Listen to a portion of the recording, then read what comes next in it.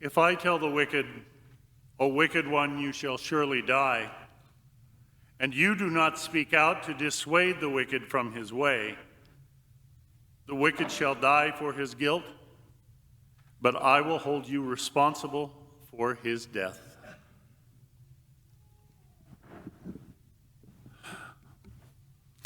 Boy, oh boy, if we had had church leaders that 20 or so years ago had paid attention to those words, rather than covering up the sins of some, we as a church, I know, would be in a much better and much stronger place. And once again, for all of us who have had to suffer or who have been embarrassed over the scandal, I am truly sorry. And if any of you, in fact, were victimized,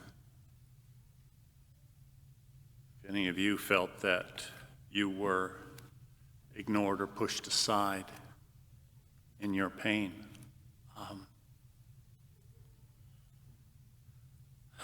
my most sincerest, deepest apologies and prayers to you.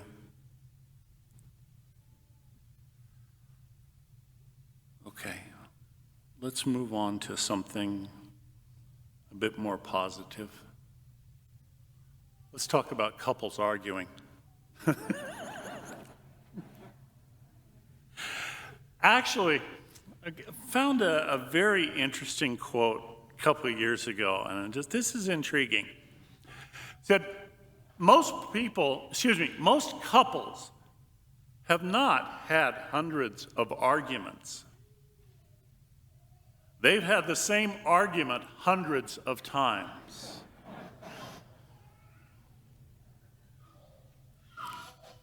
Not as much laughter as the first time around, but that's okay too. But I think that's true for all of us. We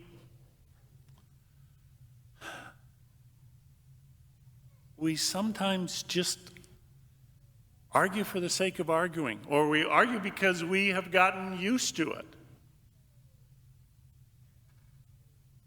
That becomes my automatic reaction because I have trained myself, or my partner has trained me, as the case may be. What was it they used to say, that the reason our parents are so good at pushing our buttons is because they installed them?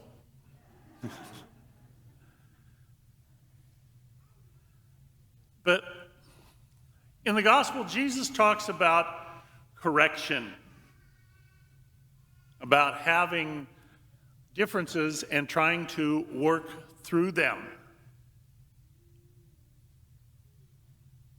And yes, there are times when we need correction. There are times when we need to offer that correction to others. But it has always got to be with incredible love. Because if it's not, it is way too easy for my ego to enter into the process. And then it doesn't become about correction. It becomes about winning. It becomes about dominating. Whether that's with spouses, with members of our families, whether that's in our society.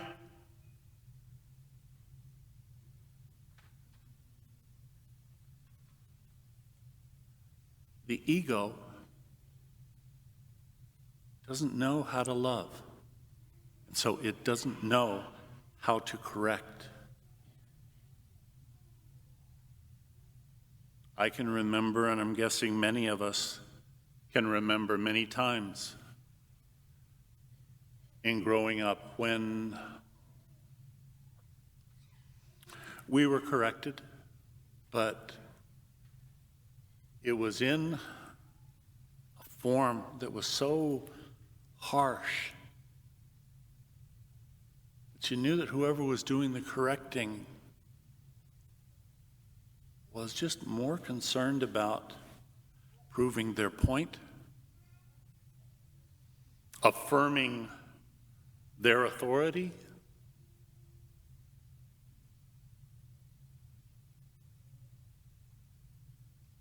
maybe we have been lucky enough that there have been times in our lives when we were going astray or we were doing whatever, and we were corrected by someone who truly had love for us, truly had concern. And their way of correcting was so gentle and caring, not domineering at all, not being the know-it-all.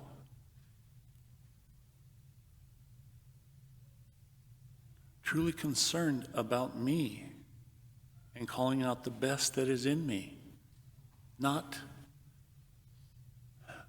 using their own ego to say, I have the right, I deserve to be able to do this.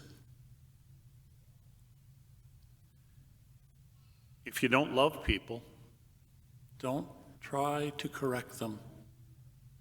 Leave it to someone who can do it. And then today, my gosh,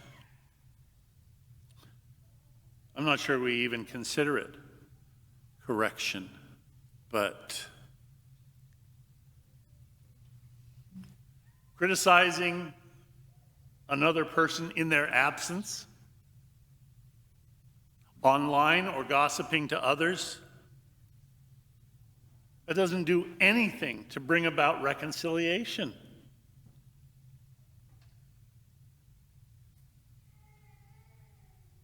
But there are times when I don't want reconciliation. I want revenge.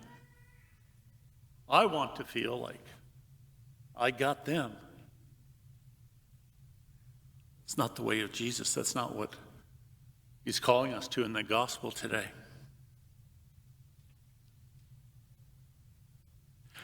Many years ago, no, let me take that back.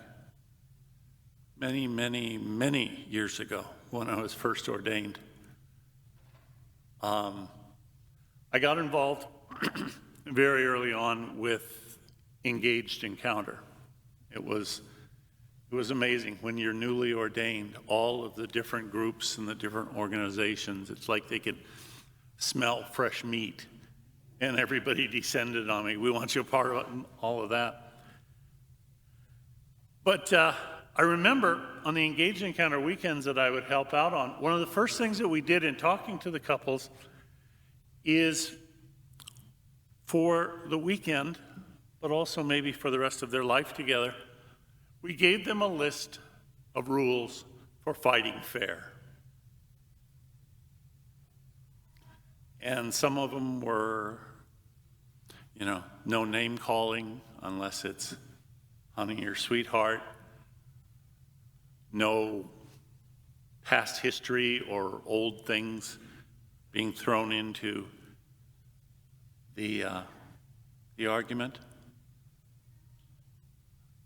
One that always seemed to catch their attention, but we asked them to not make use of this rule if they fought on the weekend, was go ahead sometime and fight without your clothes on. But there was one, the last one that we gave them, and I was so totally intrigued by it. And even today, I will recommend it to people who are having difficulties, who are arguing a lot, having the same argument over and over again with different clothes on it, different appearances to it. And the rule was this: you and your partner make the commitment that when a disagreement comes up, you will both agree to hold hands and to not let go, to not pull away until things are resolved. And not in any kind of, squeezing hard and dominating sort of way, but just as a simple reminder that whatever the issue might be, whatever we're having a disagreement about, the issue is not more important than the relationship. And our committing to holding hands through the whole time means we are going to continue to be a we in all of this. And the purpose for us having a fight or whatever is to come to some sort of resolution and better understanding and eventually a reconciliation, so that we as a couple, in whatever way, will have grown even from this difficulty. I don't know. Those of you who are young marrieds, those of you who are dating, those of you who've been married for a long time, you might think, oh, okay, yeah, the celibate up there, he doesn't know what he's talking about. I can accept that. But the challenge in what Jesus says in the gospel today is, remember, there is nothing more important than the relationship.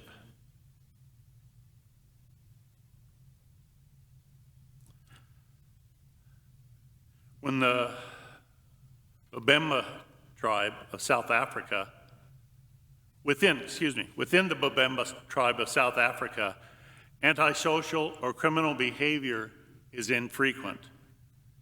But when it does occur, the tribe has an interesting ritual for dealing with it.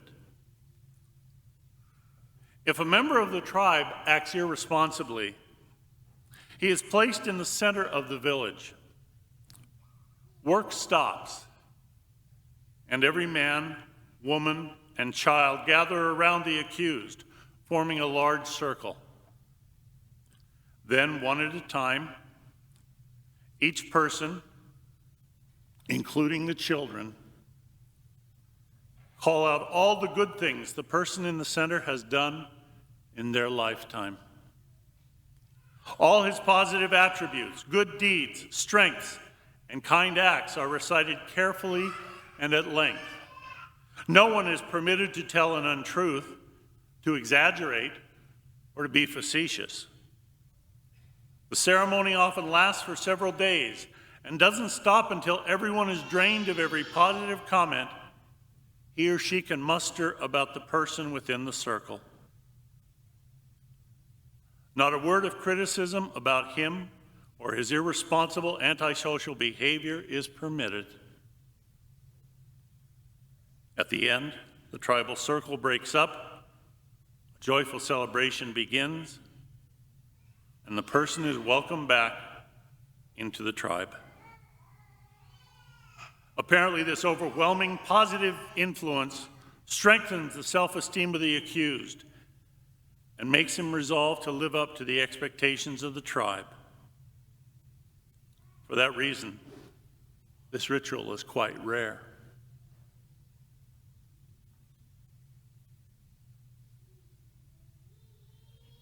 Think about it. We as a culture, we as a people, we as families, we as Christians,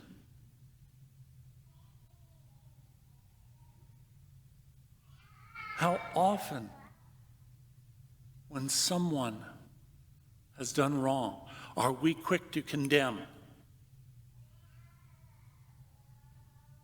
To try and push them aside, exclude them? You look in the history of our church, how willing and sometimes eager we as a church were to excommunicate and cut off,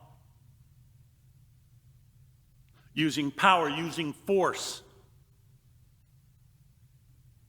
to get them to either toe the line or suffer. Jesus calls us to different hearts. He calls us to a different way.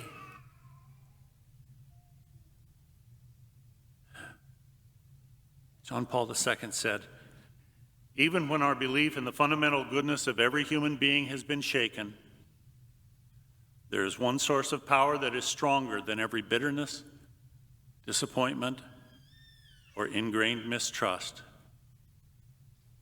And that power is Jesus Christ." So to many of you,